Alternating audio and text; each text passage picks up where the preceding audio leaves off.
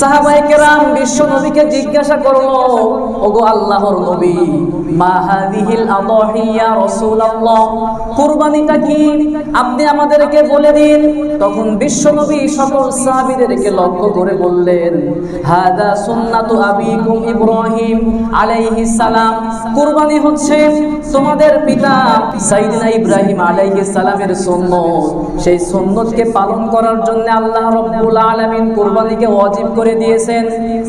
এরপরে সাহাবায়ে কেরাম জিজ্ঞাসা করলেন, ফামা লানা ফিহা ইয়া রাসূলুল্লাহ, সবাই পড়ছি সাল্লাল্লাহু আলাইহি ওয়াসাল্লাম।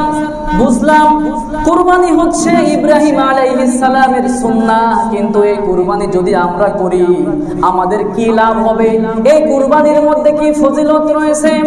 তখন বিশ্বনবী সাল্লাল্লাহু আলাইহি ওয়াসাল্লাম বলে দিলেন, বিকুল্লি শাআতিন হাসানা, কুরবানির যে পশু তোমরা জবাই করবে, কুরবানি করবে, ওই কুরবানির পশুর গায়ের মধ্যে যত পরিমাণ পশম থাকবে সেই পরিমাণ সওয়াব আমার আপনার আমলনামার মধ্যে দান করবেন কে?